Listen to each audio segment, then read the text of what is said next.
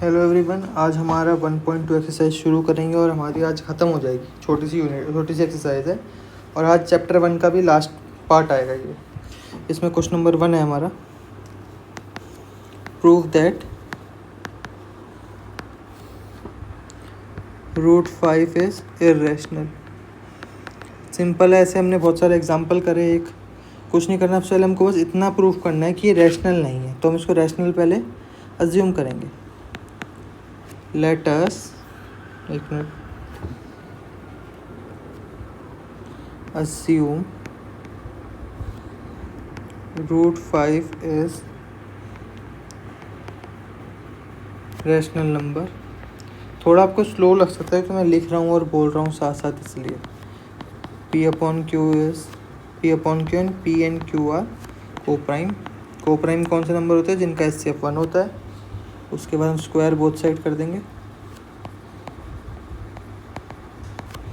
जिससे क्या होगा, √5 का तो स्क्वायर हो जाएगा और यहाँ 5 P/Q का स्क्वायर हो जाएगा। इससे 5 = P²/Q² हो जाएगा। उसके बाद 5Q² = P²। इससे हमें क्या पता चलेगा कि P² इज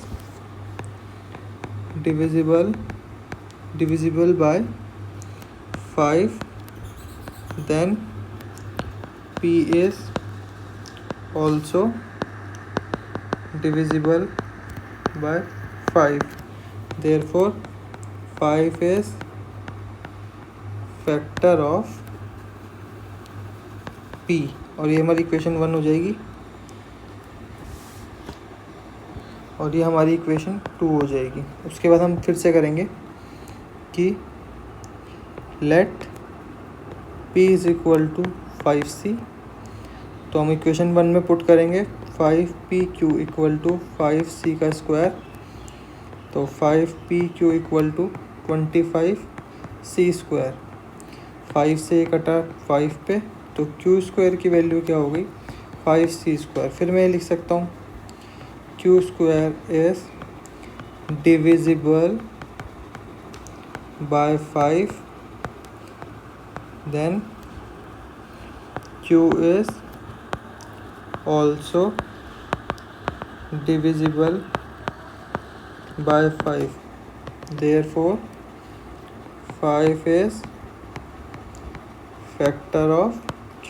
ये हमारी इक्वेशन 3 थी और ये हमारी 4 हो गई।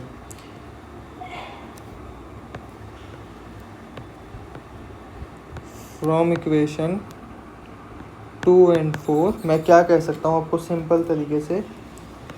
5 is a common factor of P and Q, but P, Q are co-prime।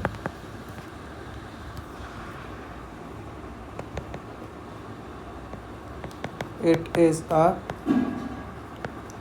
contradiction की स्पेलिंग गलत हो गई। Contradiction means our assumption is wrong।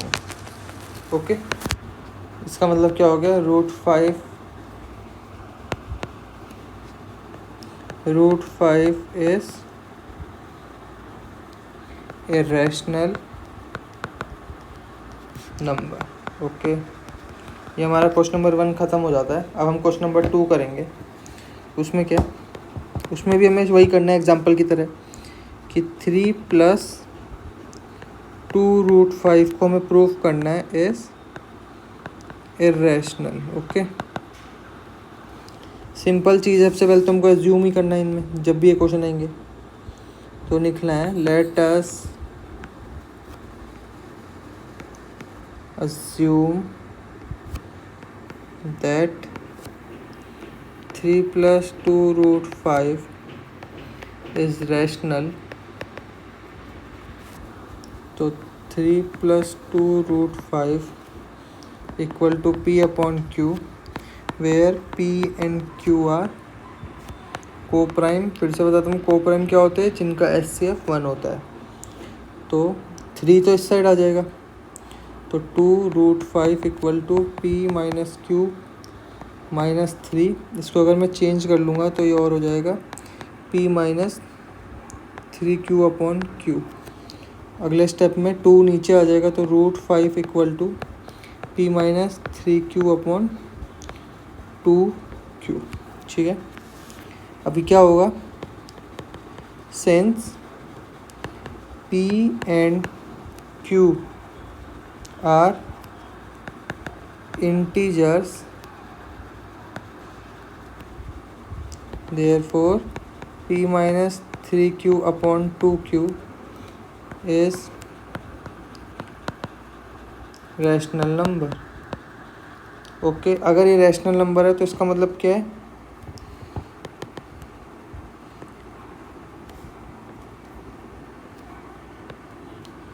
we know that √5 is irrational। कभी हमारा i इक्वल नहीं हो सकता r के। i क्या है, इरेशनल नंबर, और r क्या है, रैशनल नंबर्स। तो अब मैं क्या लिख सकता हूँ, दिस कॉन्ट्राडिक्शन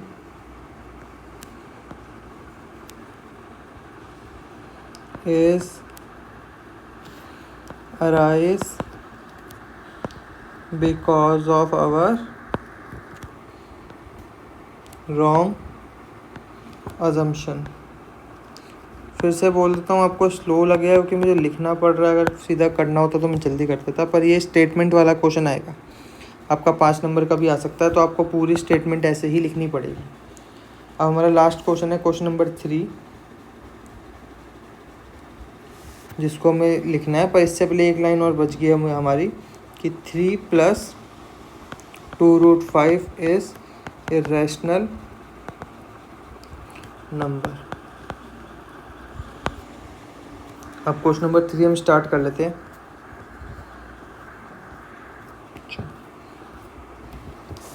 उसका पहला पार्ट है,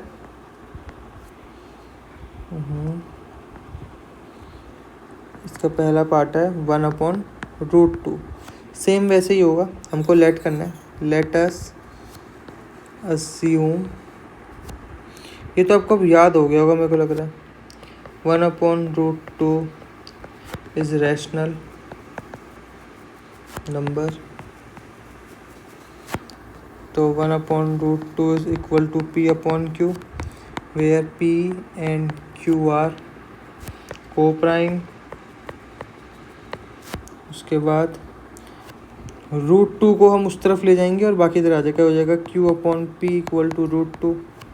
अगर ये आ गया है इतना आपका, तो आप लिख सकते हो since p and q are integers therefore q upon p is a rational number। But हमारा क्या है, we know that √2 is irrational।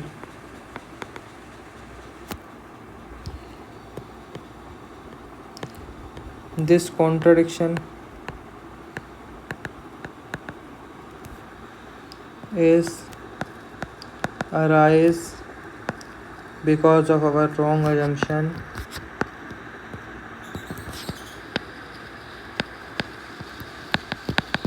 इससे क्या होगा, हम बोल सकते थे for 1/√2 is irrational। ये पहला पार्ट हो गया 3 का। अब हम दूसरा पार्ट करेंगे, इसके लिए कलर चेंज कर लेते, चलो थोड़ा ब्लू से लिख लेंगे। अगला क्वेश्चन क्या है हमारा, 7√5 वही है, let us assume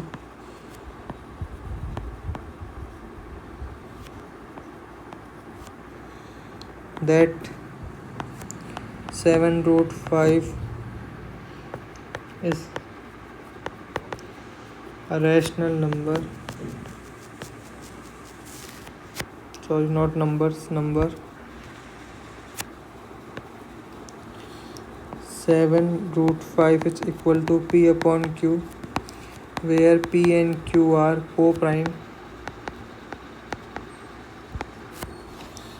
√5 is equal to P upon 7Q.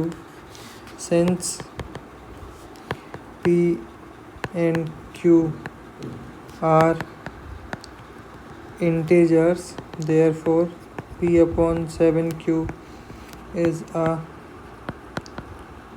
rational number. अगर ये rational number है, but we know that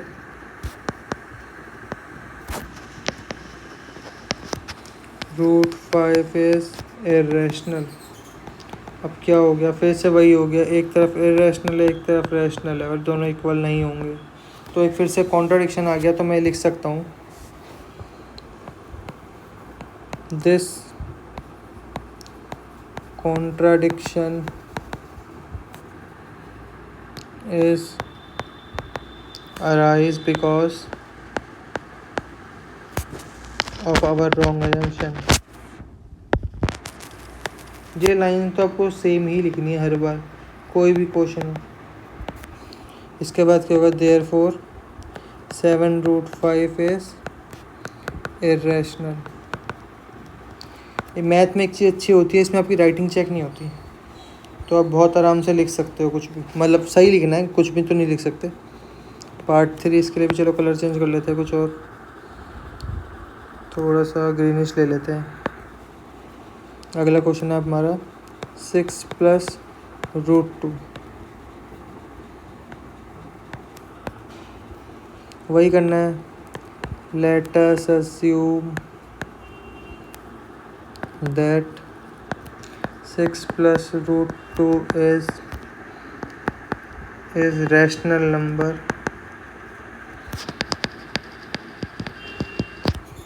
So 6 + √2 equal to P upon Q, where P and Q are co-prime। co-prime कौन से नंबर होते हैं, जिनका HCF 1 होता है। तो ये √2 इक्वल टू P/Q -6, इसको मैं लिख सकता हूँ P -6Q upon Q। Since P and Q are integer, therefore P -6Q upon 6 is a rational number, but we know that √2 is irrational number। फिर से सेम चीज़ हो जाएगी, I is not equal to R, हम काट देंगे। अब बस वो सेम लाइन फिर से लिखनी है, this contradiction is arise because of our wrong assumption।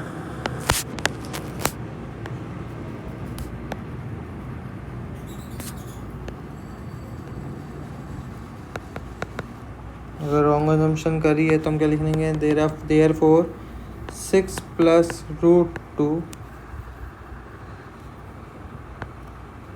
is a irrational number। यहाँ आपका चैप्टर एकदम कंप्लीट हो जाता है, कंप्लीटेड। अब हम कल हम करेंगे चैप्टर 2 शुरू कर देंगे। Thank you.